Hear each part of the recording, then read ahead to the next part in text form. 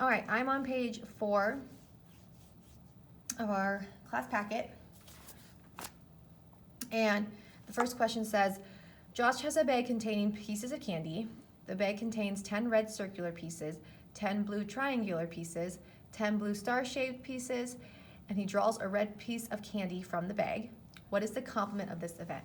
So the complement means basically the probability of not getting that event, or the opposite of getting that event.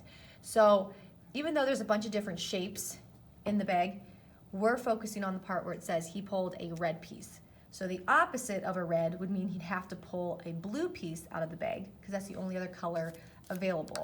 So the complement would be he draws a blue piece instead. So again, the complement means the probability of it not happening, or the probability like the opposite. The next one, 2 events A and B are independent. So independent means 2 things.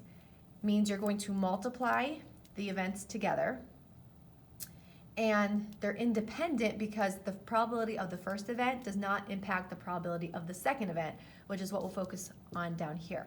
But up here it says, so basically you have probability A and probability B.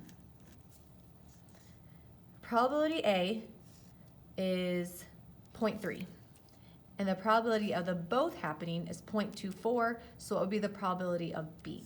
And again, independent means you're multiplying. So basically what it's asking is 0.3 times what will give you the 0.24. What would be the probability of B? It would have to be whatever 0.3 times a number gives you this. To figure that out, you could do the opposite of multiplication, which would be division, and do 0.24 divided by 0.3, and you get 0.8. So the probability of B would be 0.8, because if you multiply those 2 numbers together, you get the probability of both of them, because it's independent, and independent means we multiply. Okay, so then down here, explain a little more what independent events means. It says Sam is picking fruit from a basket that contains many different kinds of fruit. Which set of events is considered independent? So let's just say, just to kind of give us a visual, let's say he has 10 kiwi and 8 apples in his basket. So this first one says he picks a kiwi and eats it. Okay, so the probability of him picking a kiwi would be 10 over 18, because there's 10 kiwis and there are 18 fruit in all. But then he picks up an apple and eats it. Okay, well, there's 8 apples, so the probability of him picking an apple is going to be 8 out of 17, because he ate the kiwi. So there's 1 less fruit in the basket. So this would not be independent, because the first event did change the probability of the second event. It changed the total, what it was out of. So B says he picks an apple and eats it, so that's going to be 8 out of 18. And then he picks up another apple and eats it. Okay, well now there's only 7 apples because he ate 1, and now there's only 17 fruit because he ate an apple. So this would not be independent, because the probability did change from the first event to the second. Event C, he picks up a kiwi and eats it, so that's 10 out of 18, because there's 10 kiwi out of 18 fruit. And then he picks up another kiwi and puts it back. So even though he put the second one back, the kiwi would be out of 9 now, because he ate 1, and it's still going to be out of 17 because he ate that first kiwi. So even though he put the second one back, it's still only out of 17 instead of 18, because he ate the first one. So this would not be independent. And the last one, he picks a kiwi and puts it back, so that's going to be 10 out of 18. He picks up an apple and puts it back. So apple was 8, and it's going to still be out of 18 because he did not eat the first fruit. It still stayed the same total. So this is your independent event, because the probability of the first event did not impact the probability of the second event. So that's what it means by independent, that they do not impact each other, and you multiply your 2 probabilities together if you're actually calculating it. All right, page 5. All right, so using this table. Bookstore classifies its books by reader group, type of book, and cost. What is the probability that a book selected at random is a child's book given that it costs $15. So the part that follows after the word given goes on the bottom of your fraction. So given that it costs $15. Well, if it costs $15, it means it's greater than $10. So this column right here is what I'm looking at. This total would have to go on the bottom.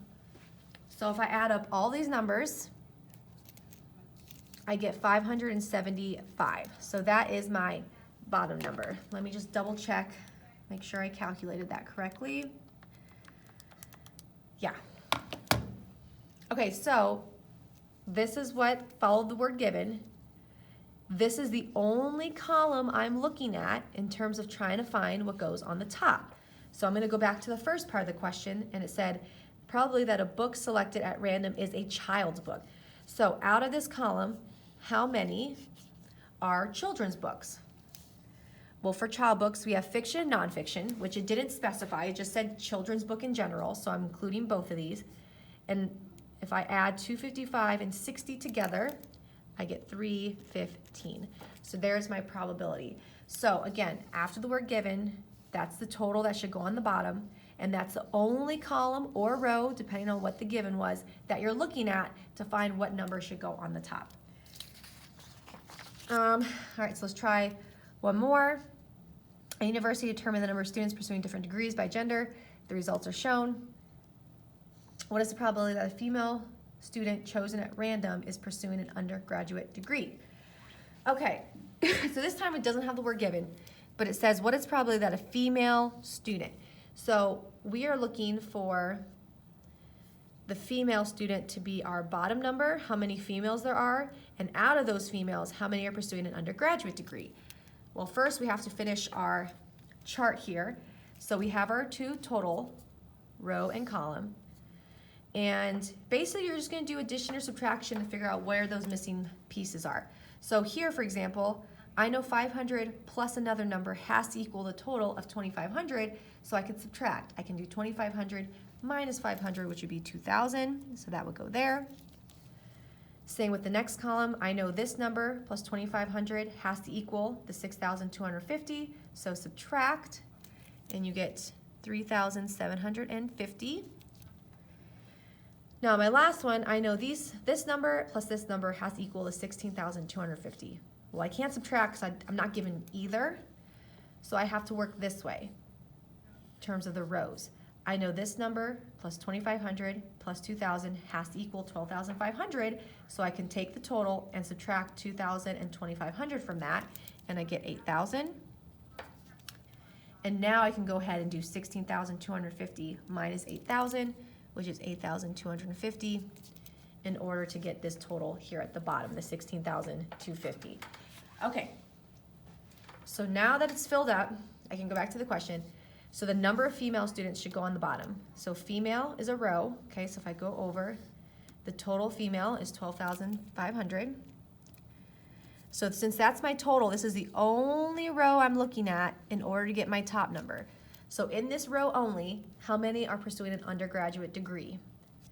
That's 8,000.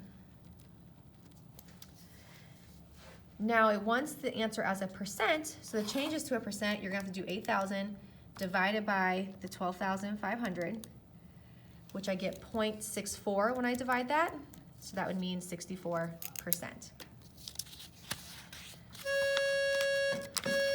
Okay, that's where we're gonna stop today. Please do the exit ticket, have me check it so I make sure you understand the video, and then that'll be it.